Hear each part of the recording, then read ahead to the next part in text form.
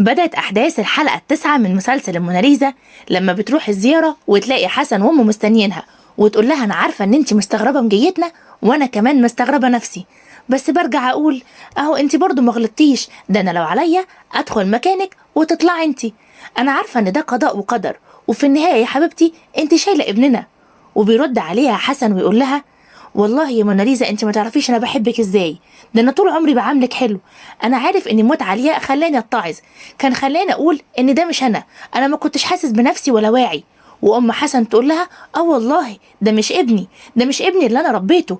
قال لها كانت تتقطع ايدي قبل ما امد ايدي على عم بركات، هو انت مش فاكره لي اي حاجه حلوه ليا؟ بترد عليهم وتقول لهم انا معرفش انت عملتي ايه ولا ربيتيه ازاي عشان تجمعي كل الصفات الوحشه ويطلع احقر بني ادم ممكن اشوفه في حياتي ويجمع كل الصفات المعفنه فيه، فعلا ما خيبش املك فيه. انا معرفش انت ربيتيه ازاي. ويفضلوا هما الاتنين يقنعوها ان هما يرجعوا، وتقول لها انت عارفه علياء بنتي الله يرحمها بقى بين ايدين ربها، انا مش عايزاكي تصدقي كلام الارض اللي هي قالته. ارض ايه؟ هو في ارض بترجع بعد كل السنين دي؟ بتكون مستعجبه لهم وتقول لهم انا شفت حاجات كتير عجيبه في حياتي، لكن ما شفتش ابجح من ان انتوا تجولي بعد كل اللي انتوا عملتوه فيا. انا فاكره كويس قوي يا حسن انت عملت ايه، امي اللي ماتت بقهرتها وابويا اللي مات بقهرته بسبب ان انت كمان بهدلته وشتمته وجرجرته من قفاه، وامي اللي انت عملت لهم بلوك لما كانوا محتاجيني. عملت ليه كل ده يا حسن؟ بيفضل يعتذر لها وهي تقوم تقف وتقول لهم الست الحامل خلقها ضيق، انا المره دي خدت سنه واحده سجن دفاع عن النفس، لكن المره دي هاخد اعدام مرتين قتل عمد في جوه زياره السجن. وبترجع زيزانه وبتكون قاعده مع عفاف صاحبتها وتقول لها انا معرفش ايه اللي جابه هو وامه، تقول لها والله معرفش وحيروني معاهم. وتبتدي تفتكر ولاء اني ما بتسالش عليها، وهي تقول لها ده انا ليا اخويا ربنا يبارك لي فيه، هو اللي وقف جنبي بعد ما المدعوق خد فلوسنا وهرب وسافر واداني ظهره.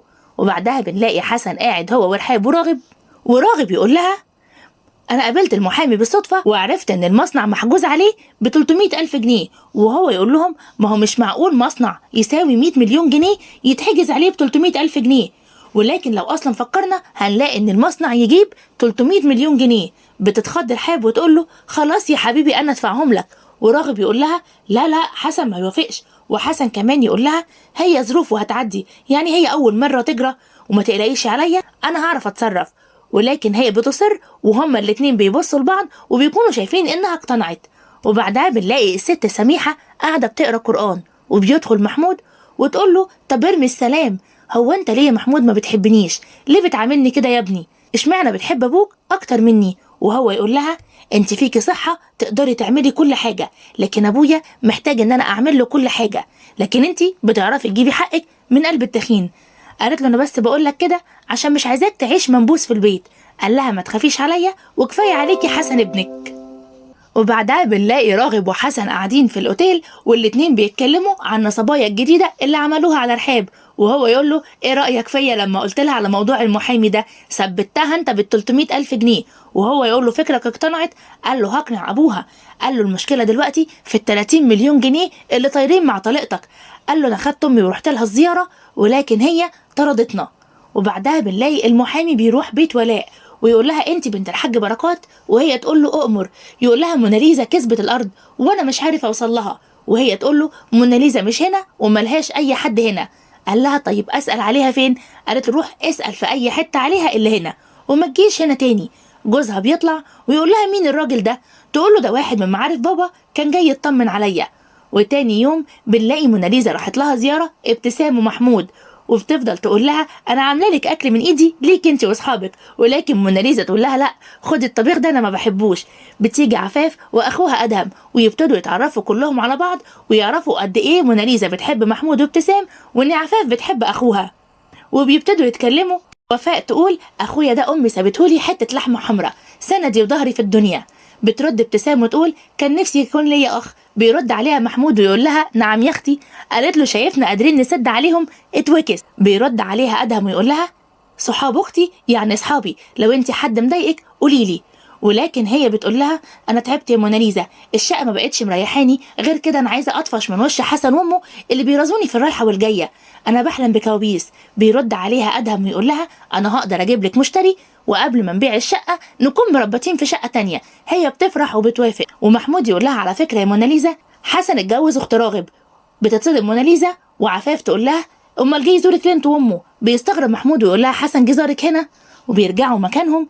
وبعدها موناليزا بتقول لها ما تعرفيش حاجه عن ولاء يا ابتسام؟ ولكن ابتسام تقول لها لا ما اعرفش حاجه. موناليزا بتقول لها انت بتكدبي يا ابتسام. وابتسام تقول لها بصراحه كده يا موناليزا انا رحت لها وهي طردتني. وبعدها بنلاقي رحاب طالبه البوليس للشغاله بتاعتها عشان بيكون اتسرق من بيتها 300,000 جنيه. راغب بيبص لحسن لانه بيكون عارف ان هو الحرامي، اما عن الشغاله فبتكون منهاره من العياط. والبوليس بيسال يقول لها مين دول كمان؟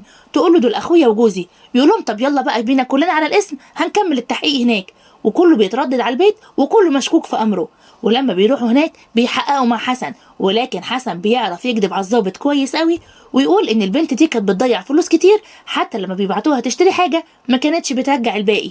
وبيخرج وبيكون عامل فيها عبيط ويقول لها انا معرفش ازاي واحده فتحت لها بيتك وتخونك وتسرقك في مبلغ كبير زي ده.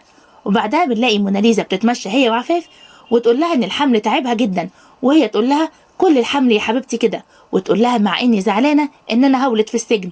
بترد عليها عفاف وتقول لها انت حامل في 6 شهور وانت اصلا واخده سنه، كلها كام شهر وتولدي وتاخدي ابنك في حضنك ومحدش ياخده عنك ابدا.